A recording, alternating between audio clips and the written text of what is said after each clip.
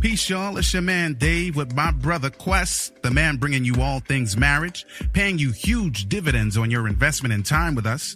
We're talking about love, sex, having children, money, spirituality, life, communication, and anything else to help you thrive and win in your relationships. And guess what? This is grown folks' business. So get ready to make grown-up decisions. You know why? Because marriage ain't for suckers. That's the name of the program. Marriage ain't for suckers. All right, let's get into it. Hey, yo, Quest, it's time to give the people something, man. What we talking about today? What up, y'all? It's your boy Quest, the host with the most. You know what I'm saying? Welcome to another edition of the Marriage Ain't for Suckers podcast, alongside my co-hosts, my man, my man, ladies and gentlemen, L. David Harris. And MC. What up, though? What up? I was going to say the same thing, but I have to say this. The class is in session. Yeah. Whoa, that's mad loud, bro. Yeah, man. Yeah. What's up, everybody? Welcome to another edition, like I said, of the Marriage Ain't for Suckers podcast. We are here. And when I say we are here, we have arrived. We are here in 2019. Happy New Year to everybody. We are back. Yup. Man, it's almost strange. D, I remember there was a time where, you know what I'm saying, like when we was in high school and we was listening to Prince and we would listen to them joints like Party Like It's 1999. You know what I'm saying? 1999 has come and gone. Long time. Yeah, you know what I'm saying? And now we here are 2019, one more year. It's going to be hard to remember when we used to say, like, you know what I'm saying, like back in 88 or back in 98. It feels funny when you say back in 13. Yeah, you can't say back in 13. You can't say back in 13. Like that sounds crazy, but or to say in 98 or not, like when you say in 13, like you have to say in 2013. You know what I'm saying? Like Safari Reach. I don't even know if it's going to be permissible for us to say in 20. No. You can't. It's got to be like 2020. You know what I'm saying? Like you can't even say that no more. So all these new millennial babies, like for real. But it's amazing to me because now next year we'll be able to say 2020. We're 1 year away from 2020. You know what I'm saying? But regardless of all the jargon, you know what I'm saying, and the terms that we use, it's a blessing, honor, and privilege to have life, health, and strength in this new year. And I am geeked on a whole new level because we're gonna turn up the grind this year and we're gonna go to some places and do some things that we haven't done before. Welcome everybody, for those of us who are here. And if you're still married and it's 2019 year, then you got a lot to be grateful for. Thankful for another year. You made it through another year. And I'm praying and hoping that your next years will be just that this will be the worst of your years, that the best years are ahead of you. The best is yet to come. Yes, indeed. Yeah. Yes, indeed. Yeah, man. Yeah. So what's up on the oh man. Next week it's gonna be a little bit different. It might be a little bit different next week. It's gonna be a little bit different. You might not be so envious of me next week. No, not next week. I may not be so envious next week. I'll still be envious, but not as, because to me, it's just like for me personally, it ain't no place on earth like Jamaica for me, man. Okay. I be trying to make a bridge, but it don't ever work. No, you did. You made a dope bridge, because next week, you know what I'm saying, we'll be at Playa del Carmen, you know what I'm saying, in Mexico. You know what I'm saying? We'll be in Mexico next week. So, we'll be broadcasting from there next week. And it's going to be lovely. Quest is going to be broadcasting from Mexico. I'm going to be broadcasting from Jamaica land we love. Yeah. Oh, man. And in Jamaica land we love indeed, because there is no place on earth. Mm-hmm. Some might have their opinions, and you are entitled to your opinion. But as far as Mr. Quest Green is concerned, there's no place like. Yo, you saw the scenery last week when we were doing the live, bro. Man, I was looking over. I was just right. I was up there 2 floors last week. Yeah, and a little bit forward. Man, see what I'm saying? Yeah. Yeah, no, the views are always lovely. The breeze is always lovely. And more importantly, it's sweeter when you go to the beach, preferably the North Coast. Well, you said that, but I'm a North full Coast up a beach, same way. Yeah, Let's go. I'm a North Coast dude. So yeah, man. Shouts out to JA, and it's gonna be an adventure next week because I'm gonna have Nico Mason on the beach as well. Zoe will be there with us. It's a family affair next week. We are going to welcome my brother-in-law into the ranks of marriage. You know what I'm saying? Welcome him to the club. You know what I'm saying? Because he's getting married next week. So much shouts out to John Bonilla and Anya, man, who will be getting married next week, man. Shouts out to them as they jump the broom, man, and walk into the lovely institution that we love called marriage, man. Yep. Mazel tov. Yeah, mazel tov. Oh. Mazel tov. Sorry, I threw away the mic. Yes, indeed. So what's up on the island side, man? Yeah, we living, man. We living with the blessings, with the trials, just like everybody else, except our trials aren't with cold weather. Yeah. So I ain't mad, man. I had a couple, I had some mango the other day. I didn't have to buy in the supermarket, didn't come off the wharf or the port. Yeah. You understand what I'm saying? So I ain't mad. Some about 80 sweet sop right outside that steel door, just kind of waiting for a brother. Yeah. Just got some Simmons Pier right outside the door, hang a right. You understand what I'm saying to you?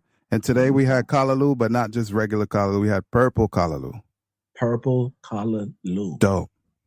Yeah. Dope. It is actually callaloo, but it's like, it looked like Swiss chard a little bit, but it's callaloo. So I had that for lunch and I didn't have to go somewhere. Carmen, our homegirl, went to the market and picked it up for us. And so that's what it is, man. How far is she away from you guys now? A drive, probably 40 minutes, but it's a city drive. So that's why it's 40 minutes. Yeah. That ain't bad at all. Mm-hmm. Well, yes, indeed. Let's go ahead and get some of these bills paid because we got limited time. You know what I'm saying? I know I got a lot on the schedule and the day ain't done yet. Yeah. But yeah, man, let's give a shout out to Breathe University. When you want to succeed as bad as you want to breathe, then you will be successful. Yeah, check it out, guys. Breathe University is the brand new e-learning platform led by my brother, at times my pastor, my friend, and a couple other things, Dr. Eric Thomas. And inside BU, you get access to him along with all of his proven tools and strategies and resources you need to jumpstart your greatness in one convenient location. And there's a number of things that you get, man, like for real on-demand video courses, mastermind calls where you get access to people like Josh Hatch, CJ, who was the head, now Jamal King, who's bringing in the real estate dynamic. A couple of people, man. Shouts out to all those guys as well. You get access to an exclusive community. Let me tell you, there is no and I'm not even going to say family. There is no family like the ET family, the ETA family. For real, connect with like minds, share stories, resources, and expand your network in this private Facebook group. Then, of course, there's the live events where you can strive. Members get Strive members, that is, get 2 general session tickets, to one premier live event. And those events are off the chain. And not only is it entertaining, but the information is mind-blowing. Countless resources, books, and interviews. So, yeah, man, if you want to become a part of this family of learners and learning, go to breatheuniversity.com. And if you don't want to become a part, but you want to hit one of the events are off the chain. I promise you they are definitely life-changing. I know because I'm at those events. And even I've gone to 1,000,001, it still don't change. But yeah, if you want a ticket to be at the next event, go to etinspires.com/events. And you too can witness it for yourself. Yeah. Word. Well, this program is brought to you by Audible. Get your audio book and free 30-day trial at www.audibletrial.com/marriage. With more than 180,000 titles from which to choose for your Android, iPhone, Kindle, or MP3 player. And I am not going to recommend a book in particular. You can find the one that floats your boat, suits your taste and fancy. And hopefully you'll circle back and let us know what it was. So you can, again, direct your web browser to www.audibletrial.com/marriage. Mm-hmm. Yeah. Mm-hmm. Yeah, man. We got 19 minutes to hit him in the head, Quest. What's good? Let's give it to him, man. What we on today? We on relationships. Yep. But the thing about relationships that a lot of people don't get, Quest, believe it or not, is the relating part. Can you imagine, Quest? Yeah, it's funny. It's the relating part. Like, there's too many of us are trying to make clones of ourselves. And true enough, most of us that are trying to make clones of ourselves from our spouses don't even actually like ourselves like that. Because if we did, we wouldn't be doing that. You see how that circle goes around and it's not good? You're trying to make somebody like you, but you're showing that you don't really love yourself because you're trying to make somebody you. Yeah. So if you really respected the process and respected the relationship, you would see what blessing your spouse, in my case, my wife, is, and all that she has to offer, and where her strengths and weaknesses are, flip it around, and then we complement and supplement one another. You see what I'm saying? So cloning each other is really not. Cloning yourself, trying to be married to that, doesn't ever work. Trust me. Well, I love it, D, because I think we did a podcast earlier on this year in terms of creating impact. Last year. That was last year. Oh, I'm sorry. Last year, because I forgot we're at the top of the year. We did a program last year where we were dealing with creating impact in the marriage. And one of the ways that you create impact is understanding not only what your spouse says, but who they are as a person. In other words, understanding their wiring. As a matter of fact, Faith was on here not too long ago talking about when we had that little conversation in the bedroom one night and we were discussing, you know what I'm saying?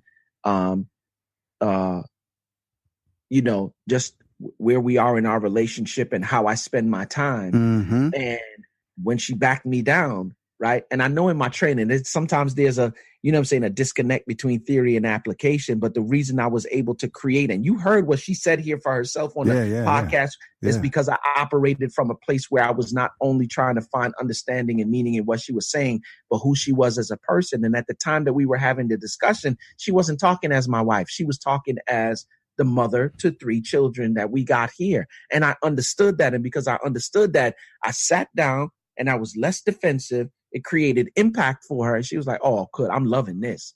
You know what I'm saying? And so I say all of that to say is that we need to understand, like, whoever your spouse is, you need to understand how they're wired. Yeah.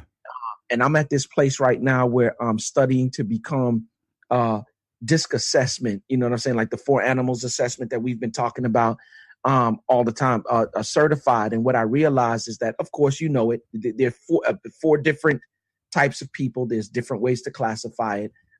Some may say the D, the I, the S, the C. Some may say gorilla, flamingo, chameleon, turtle. Some might say, what is it? Choleric. Yeah, choleric, phlegmatic, melancholy, sanguine. Some say earth, wind, wind, fire. Let's see, earth, wind, fire. I'm trying not to sing. Earth, wind, fire, and water. Water, earth, wind, fire, and water. I think that my man Mustafa, shouts out to Mustafa, I think that's the way that he classifies it. So I say all of that to say that, and here's the situations. Faith was speaking as a mother. I needed to know not only that she was speaking as a mother, but how she's wired as well. There's been many of time, D, where I've brought an idea to her and she said to me, oh, you're talking fantasy. And immediately, like, not only did I felt like I was getting shot down, but I was like, yo, you mad disrespectful. Like, I'm bringing, you know what I'm saying? No, for real. Like, I'm bringing you an idea and I'm talking about a real idea. Like, that's going to change the dynamics for where we are in the different areas of visionary finances and quality of living and all. Like, for real, I'm seeing things. But what I failed to realize after I took the assessment, D, was that she is a turtle, which means she's very structured, very organized. Right. Yeah. And if I don't bring things to her in a structured or organized manner, then she can't wrap her head around it. She can't swallow it. And that was the thing that brought that like, for real, eliminated the bridge and, filled in the gap. Why? Because I understand now how she's wired. And when I'm talking to her, I need to be able to talk to her in terms she can understand. Got another couple that I'm coaching right now. One wife feels she can never get things right, and the husband is always like, "Yo, do that, you to do this," and they arguing, and now they're like, "Quest, we need help because we're constantly arguing." When they took the assessment and they sent it back to me, D, immediately I see that he's more Flamingo Gorilla, right?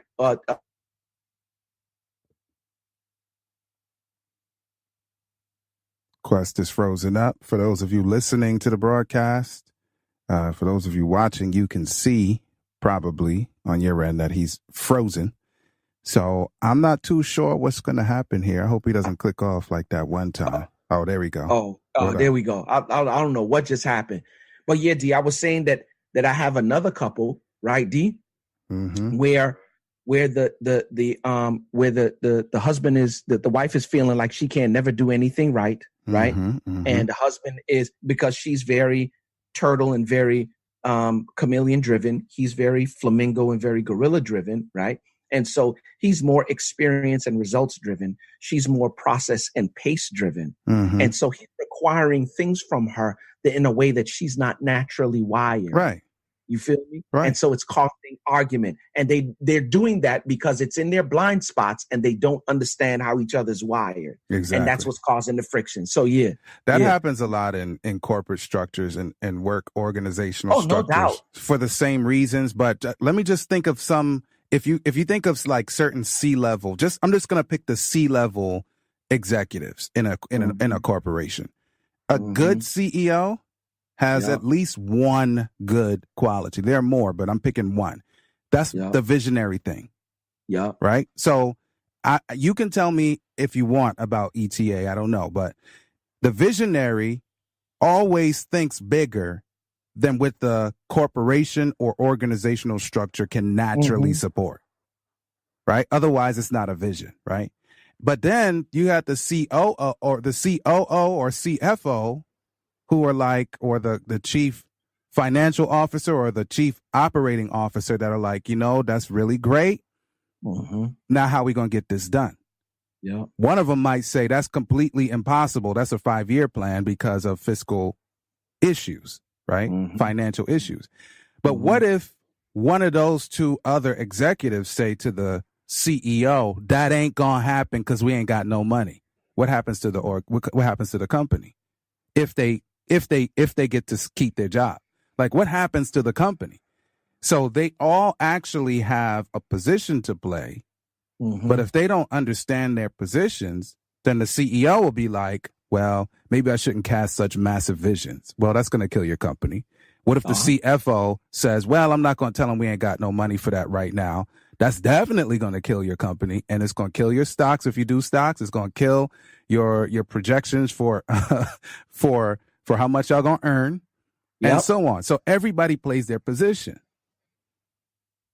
So that's the key to all kinds of relationships, all kinds of interactions. If everybody understands where we fit into this thing.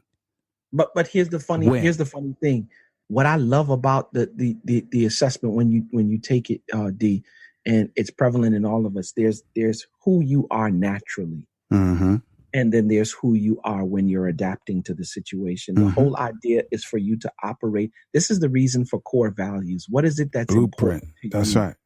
You know what I'm saying? What are the things that are important to you? Don't adapt to a situation, because if you adapt, another way for adapting is compromising your core values.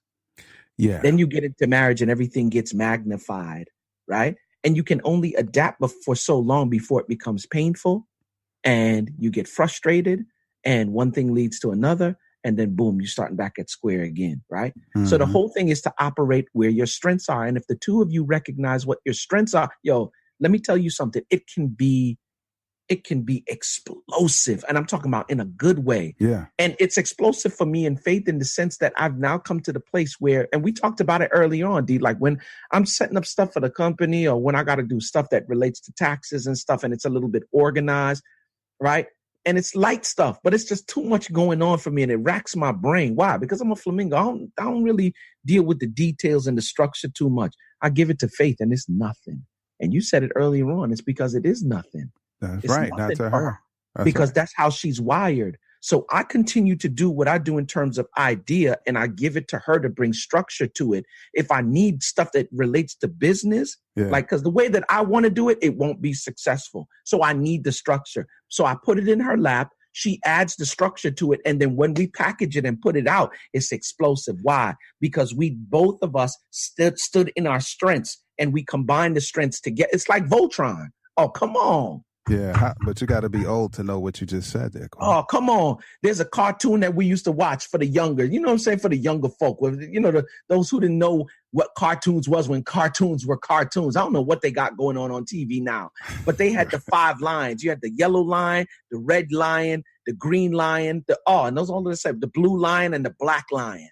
Right. Mm-hmm. And when they came together to form Voltron, like for real, form feet and legs, form arms and torso, and I'll form the head. Mm-hmm. And let me tell you something. They were dope in their own different ways, the 5 lions. But when they came together to form Voltron and they said, form blazing sword, I don't care what was their opponent. It was a wrap.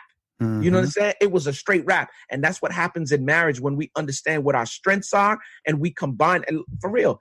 And if it's a weakness that both of us have, like for real, delegate it out to somebody else and let somebody else take care of it. Yeah, grown folks understand that you have weaknesses. That's it. Come on. So what if I flip it on his head now, and now so we see how her manner of being was supportive and supplementary to you. What if, like, she or I were in a situation where there's a room full of people waiting for the next big thing that's about to happen, and you got to get that party started? You gonna send Faith out there to do it? Oh, nah. Why not? Nah, because that's not her strength. Yeah. You know what I'm saying? Yeah. That's my strength. So you send me out to do it, and she gets what she wants in terms of the structure of the environment. You know what I'm saying? And I get what I want in terms of let me tell you something, D. I realize, and we talked about it earlier on, I realize now why the dynasty of the Lakers did not continue. And it didn't continue because of Shaq and Kobe. Dang. Yo, like for real, you know where they come from. They come from the days of Magic and Akeem Olajuwon and AC Green. Kareem Abdul-Jabbar flying hook. Come on. Once he dropped that sky hook, and here's the funny thing, everybody realized everybody's strength. When Magic was coming down the court, get a ball to Magic. 6'9". Come on. And the handle was stupid. Playing point. The no-look pass, like for real. And you knew that wherever your man was on the triangle, you know what I'm saying? Pat Riley running things from the helm. You know wherever Kareem was. Like, you get the ball to him in the paint, it's a wrap. The sky hook was his hand about 5 feet long, just his arm. Yo, and you could not stop it. Nah. There was nobody in the game who ever shot that shot like Kareem ever again. Nah. Like, let's keep it 100. Yeah. Like, I loved Pat Ewing, but nobody shot it like him. Nah. But not to get off course, just look at the dynasty from that time to when Kareem left to Eldon Campbell, who ended up taking his place after. Because if you remember, Eldon used to play power forward. And then when he left, he shifted to the center. And after Eldon Campbell, then came Vlade Dottie. You know what I'm saying? Vlade Divac. Yeah. You know what I'm saying? Who ended up like for real? Cooper, Byron Scott from the 3, Rick Fox. You know what I'm saying? Like, look at the stages. James Worthy from back in the day, all the way up until where Shaq and Kobe come into the game. And then the Black Mamba got in the game, and he was no joke. Let's keep it 100. Neither one of them was no joke. Right. You know what I'm saying? When Shaq came in the game, he took in the center position, and like for real, Shaq was all about the experience. Put a lot of body in there. Oh, come on. Yeah. He was like, for real, you ran into Shaq, you was going to get hurt. You know what I'm saying? I remember there was one time where he was 303 pounds and had only 8% body fat. That's a brick wall, B. Brick wall. And when my man threw it on your head, it was a wrap. You had Spalding somewhere on the side of your face or whatever. But like for real, and then after he would shake, many a time he done rip the doggone rim out of the glass. Yeah, you know what I'm saying? If you remember from back in the day. But after he shook it, he would throw the cue up. You know what I'm saying? Or he would come down and shimmy, or whatever the case may be. Is meanwhile, when Kobe came down court and Kobe would back you down, spin on you, lay you, Kobe would shake you up. You know what I'm saying? Because the handle was dirty. You know, crossover, give you the jumper. Like he was all stats, like for real, points, rebounds, triple assists. double. Let's get them and get to the next side. Let's back and forth until we win. Results. W. Results. Yeah. That's it. Results. Shaq was all experience. The reason that both the dynasty fell at their helm was because Shaq never understood that he needed to give Kobe results. And Kobe never understood that he needed to give Shaq the experience. And if Shaq gave Kobe results, he would get his experience. Mm-hmm. And if Kobe gave Shaq experience, he would get his results. They did not realize that who they were and how they were wired were interdependent upon one another. And because of that, they bucked heads on the court and off the court. And the end was, and it's the same thing that happens in marriage, fam. Yeah. People say like, yo, if it don't work for y'all, how it's going to work for me? The dynasty ended. Marriages are going to end if we are not intentional and deliberate in 2019 about finding out who we are and how we are wired. So not only that we can create impact in our marriage, but the byproduct is creating impact everywhere. That's I'm right. looking at Cardi B and I'm looking at my boy Offset right now. Whatever happened, I don't know what happened, but my man did what he did. And like, for real, she's like not checking for him no more. And they got a child together. So that's another child that's going to grow up without the father in the home. Mm-hmm. And I don't know what they're doing in terms of co-parenting, but for real, in 2019, we need to be deliberate, D. Yeah. For real.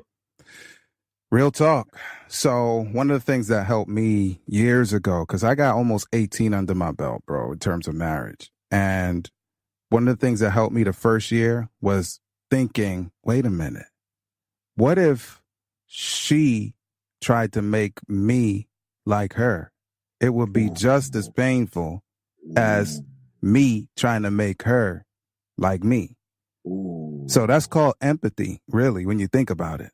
Because it's like if you ever try to squeeze me into Simone's way of doing things, it would be murder.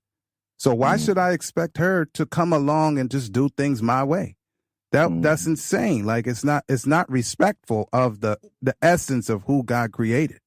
You understand? So I really don't want to be married to somebody like me. And I actually like myself. I'm a pretty cool dude to get along with.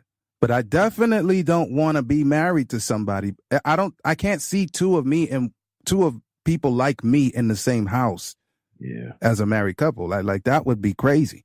So there's a reason why we complement and supplement each other, because we need to be helpful to one another. Yeah. And it's a win. It's a triple win. Triple win. You bring children into the scenario, you got a triple win. Yeah. Yeah, man. So that's what it is. I embrace it. It. But the thing that helped me too is choosing the suitable mate. That's it, D. That's a total different program. That's it. And in order to choose a suitable mate, it's people out here, D, you choosing mates and you don't know how you wire. You don't know yourself. In other words, I'm saying you don't know yourself. Exactly. And if you don't know yourself, you can't choose nobody as a mate.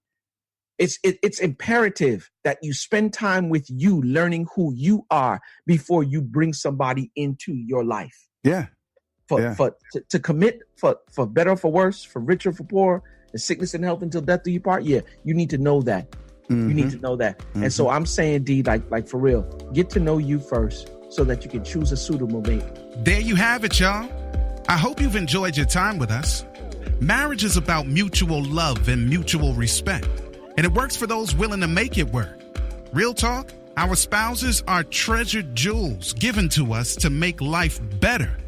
And the sooner we learn to value one another will be the sooner we become the absolute best versions of ourselves we can be. Until next time, peace.